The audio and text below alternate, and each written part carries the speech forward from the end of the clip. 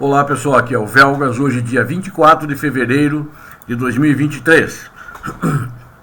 Antes de continuar no tema sobre o alvo que era a Ucrânia, comemoramos hoje, ou melhor, marcamos, porque isso não se comemora, mas de fato é a data, 24 de fevereiro, um ano da invasão da Ucrânia pelo regime terrorista do ditador Putin e da Rússia terrorista.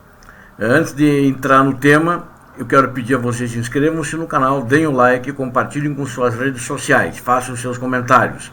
É muito importante a participação de vocês.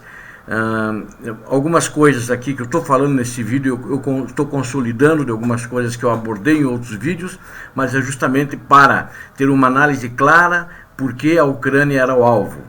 A invasão da Ucrânia pegou muitos analistas da Rússia desprevenidos. Assim tal como do Ocidente. O presidente russo Vladimir Putin há muito era considerado rude, duro e brutal, mas a imprudente aventura ucraniana parecia fora do comum. Alguns observadores acreditam que Putin mudou como resultado de seu profundo isolamento durante a pandemia do Covid-19 ou que ele tem alguma doença secreta que o torne irracional. Tanto a ex-secretária de imprensa do presidente dos Estados Unidos, Joe Biden, Jen Psaki, quanto o senador republicano Marco Rubio observaram que Putin parecia diferente desde a pandemia e rumores sobre uma doença oculta circulam na Rússia, entre os imigrantes russos e já espalhado pela imprensa internacional. Mas a história pessoal do ditador russo Putin revela que sua decisão de ir à guerra está inteiramente de acordo com seu caráter, e é muito provável que ele continue indefinidamente. Putin justificou sua invasão citando uma longa lista de queixas contra o Ocidente, especialmente a expansão da OTAN, antiga esfera de influência soviética, na Europa Oriental e contra a própria Ucrânia.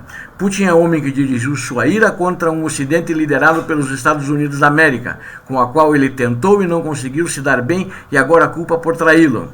Em 2005, Putin notoriamente classificou o colapso soviético como um grande desastre geopolítico do século XX. Ele não sentia a falta do comunismo em si, mas sua preferência por um Estado russo forte já era óbvia. A Rússia precisa de um poder de Estado forte, deve tê-lo, disse ele, em uma matéria que escreveu em dezembro de 1999, em um manifesto de 5.000 palavras, publicado poucos dias antes de se tornar presidente interino, substituindo o presidente na época que morreu, Yeltsin. Mas Putin também parecia aberto à democracia a longo prazo. Não estou pedindo totalitarismo, escreveu ele. A história prova que todas as ditaduras de todas as formas autoritárias de governo são transitórias. Só os sistemas democráticos são duradouros. É tentador, em retrospecto, ver a abertura de Putin à democracia e ao Ocidente como pura dissimulação. É uma distração em um período de relativa fraqueza russa. Mas, enquanto isso, ele procurava aumentar sua musculatura, fortalecendo o exército russo, o qual ele mesmo autodenominou o segundo maior exército do mundo. Mas se forem tentativas reais, embora parciais, de adaptação ao pós-comunismo, acabaram por trazer uma amarga desilusão entre 2002 e 2007, e com ela uma profunda sensação de que havia sido traído pelo Ocidente. No centro disso estava a constante expansão da OTAN. Putin afirmou que os líderes ocidentais haviam prometido ao líder soviético na época, Mikhail Gorbachev, em 1990, que a OTAN não se expandiria nem 1 centímetro para o leste. Isso, no entanto, não é verdade. O secretário de Estado dos Estados Unidos na época, James Baker, prometeu oralmente nem 1 centímetro, mas referindo-se à Alemanha, depois da queda do Muro de Berlim, mas nunca fez isso, inclusive, por escrito. E mais tarde afirmou que estava se referindo à Alemanha. Ele corroborou isso à Alemanha Oriental, não impedindo uma expansão geral mais para o leste. Assim, a OTAN incorporou a Polônia, a Hungria e a República Tcheca em 1999 e acrescentou a Bulgária, Romênia, Eslováquia e Eslovênia, mais 3 ex-repúblicas soviéticas, Estônia, Letônia e Lituânia em 2004. Pior ainda seria a insistência de George W. Bush, presidente americano, que em 2008 que a OTAN permaneça aberta à Ucrânia e à Geórgia também, disse ele. Putin atacou com mais raiva do que nunca os Estados Unidos em 2014. A política de contenção dos Estados Unidos da América supostamente foi planejada após a Segunda Guerra Mundial para restringir a União Soviética, mas na verdade ele acusou em um discurso presidencial naquele dezembro, por muitos anos, disse ele, sempre por décadas, se não séculos, seu verdadeiro alvo era a própria Rússia, né? Fazendo ele o papel de coitadinho que está sempre sendo atacado. A lembrança do ditador russo, de como ele tentou fazer amizade com os Estados Unidos na época de 1990, apenas para ser traído, segundo ele, misturava autopiedade e raiva. Ele continuou, apesar da nossa abertura sem precedentes na época e nossa vontade de cooperar em tudo, mesmo nas questões mais delicadas, apesar do fato de considerarmos nossos ex-adversários como amigos íntimos e até aliados, estou retratando as palavras do Putin na época. O apoio ao separatismo na Rússia de todo mundo continua. Era absolutamente óbvio e não deixava dúvida de que eles deixariam a Rússia seguir o cenário da desintegração e de desmembramento, com todas as consequências trágicas que isso teria para o povo da Rússia. São palavras do Putin. No entanto, pouco depois, Putin se viu diante de um novo presidente dos Estados Unidos. Saiu o George W. Bush, Obama, e entrou outro presidente que parecia tão bem disposto para a Rússia, que inclusive esse presidente, chamado Donald Trump, levantou suspeitas de que estava realmente a serviço de Putin. Mas o principal resultado dessa iniciativa foi a cúpula de Helsinki, durante a qual Trump declarou que confiava mais na palavra de Putin do que de que não havia interferido nas eleições americanas de 2016, do que nas conclusões das próprias agências de inteligência dos Estados Unidos. Falou uma grande besteira. E, na realidade, na minha opinião, o Trump se interessava só com a opinião dele e nos negócios dele. É assim que ele governava, né, do interesse pessoal. Seja porque Trump não seguiu em frente ou porque autoridades americanas de linha mais dura resistiram aos seus esforços para apaziguar Putin, ou porque o próprio Putin se irritou com Trump, essa última tentativa de restabelecer as relações com Washington e Moscou, ou pelo menos fingir que o fez, o Trump, não levou a lugar nenhum. Putin segurou seu fogo enquanto Trump estava no cargo, mas ele estava farto e estava prestes a transbordar. A Ucrânia, como sabemos, agora era o alvo. Na mente de Putin, a soberana Ucrânia permitiu que neonazistas ganhassem poder e cometessem genocídio. Uma mentira que ninguém viu um genocídio na Ucrânia. O único genocídio, meus amigos, assistentes do canal do Velcas, que está acontecendo na Ucrânia é esse, promovido pelo ditador Putin. Além disso, ele acusou a Ucrânia, ele dizia que palavras dele aqui, a Ucrânia foi colocada sob controle externo do Ocidente, estava sendo bombeada com armas, estava determinada a ingressar na OTAN e pretende criar suas próprias armas nucleares, após o que serviria como uma cabeça de ponte avançada para um ataque contra os sistemas de mísseis de seu principal adversário, a Rússia. Os americanos simplesmente não precisam de um país grande e independente como a Rússia por perto, continuou Putin. E o único objetivo da OTAN é conter o desenvolvimento da Rússia. Então ele se vê muito só uma questão militar, ele nunca se interessou pela questão econômica, e tanto que não está interessado agora, e pelas sanções e pela prioridade nessa guerra da Ucrânia, ele está levando a Rússia à bancarrota, né? Lamentavelmente ele levantou uma série de mentiras, e essas mentiras foram colocadas para o seu público interno para fazê-lo ter apoio da população russa nessa guerra, nesse genocídio, nessa chacina que ele de maneira covarde, criminosa e impiedosa está fazendo na Ucrânia. E se a Ucrânia não fosse realmente um país, também não poderia controlar suas próprias ações, Putin disse. Putin comparou os Estados Unidos a Hitler. A União Soviética tentou apaziguar a Hitler antes da Segunda Guerra Mundial. Disse ele já no discurso do ano passado, que hoje faz um ano, no dia 24 de fevereiro de 2022, minutos antes de ele dar a ordem para as tropas russas entrarem na Ucrânia.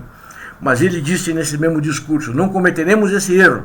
A segunda vez para nosso país é uma questão de vida ou morte, uma questão de nosso futuro histórico como nação. Errou, não é estrategista, não é inteligente, deu com os burros na água, está levando a Rússia à bancarrota, e talvez ele agora, por essa medida, essa guerra impensada, leve a Rússia ao desmembramento, pela sua incompetência e pela sua burrice.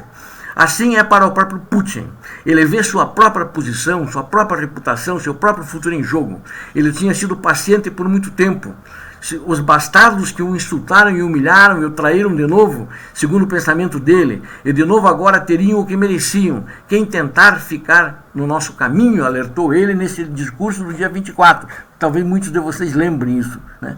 Alertou ele nesse discurso, deve saber que a Rússia responderá imediatamente. E as consequências serão como você nunca viu em toda a sua história. Vejam bem, senhores. A Rússia já matou ela mesma, eu digo porque foi na guerra os ucranianos que mataram nos ataques e contra-ataques e nas suas defesas mais de 140 mil homens, e ele entrou na Ucrânia com quase 200 mil homens. As muitas queixas de Putin contra o Ocidente, sua ideologia nacionalista, revida o sonho de ressuscitar o Império Russo. Seu recente isolamento durante a pandemia e talvez uma doença oculta, também se ele realmente tiver uma, tudo ajuda a explicar sua sangrenta guerra contra a Ucrânia. Eu acho que não. É isso que dizem alguns analistas internacionais que querem desculpá-lo por essas atitudes loucas, tresloucadas e impensadas. Mas todos são cozidos nas camadas de um homem cujo principal tema de vida é uma determinação feroz de evitar a derrota, atacando aqueles que humilham e o traem. Pelo menos na imaginação dele. Ele imagina que os Estados Unidos estavam traindo ele. Ele imagina que nesse cenário que a Europa, a OTAN estava traindo ele. Como o primeiro cenário, vamos dizer aqui, o próprio Putin admitir a derrota da guerra da Ucrânia, toda a sua vida testemunha sua determinação em não fazê-lo. Eu acho que ele não vai, nesse cenário, admitir a derrota. Um segundo cenário imagina a Rússia derrotando a Ucrânia. Isso, obviamente, é o que Putin esperava, mas isso não aconteceu, até porque seu apoio maciço do Ocidente também fluir para Kiev. Esse cenário também parece altamente improvável. Eu estou replicando aqui parte de algumas coisas que eu já discuti em outros vídeos, mas pela data agora de um ano de guerra. Um terceiro cenário é o tipo de compromisso que o ex-secretário de Estado dos Estados Unidos da América, Henry Kissinger, sugeriu que os líderes da Europa Ocidental, como o presidente francês Emmanuel Macron, parecem favorecer, ou seja, um acordo baseado no status que ante com um retorno às linhas da frente existente em 23 de fevereiro do ano passado. Isso seria aceitável para Putin? Provavelmente não, a menos que os anos e nem para a Ucrânia, porque a Ucrânia quer que devolva o território, incluindo a Crimeia, que ele invadiu em 2014, né? Então esse cenário também não seria aceito. Um quarto cenário é que a guerra continua indefinidamente. Esse, infelizmente, apesar das perdas de ambos os lados, e principalmente do sofrimento do povo, dos civis, da população ucraniana, é um cenário mais provável porque se encaixa na atual ou se torna um conflito congelado, como aconteceu na Geórgia, que foi invadida em 2018 por esse ditador russo covarde, e entre a Armênia e o Azerbaijão, né? Mas depois de todo o derramamento de sangue selvagem na Ucrânia, selvagem promovido pela essa selvageria assassina russa, essa horda de bandidos assassinos e a amarga inimizade que criou lá na própria Rússia, ele acabou criando, é difícil ver a luta desaparecendo completamente. Na realidade é uma inimizade que eu diria maior a isso, é uma inimizade que a Ucrânia e os ucranianos têm e terão por muitas décadas e muitos séculos contra a Rússia por causa desses assassinatos, por causa da destruição na Ucrânia. A menos que em um quinto cenário, Putin opte por quebrar um impasse ou evitar uma aparente derrota, tornando-a nuclear. Ele já está sendo derrotado.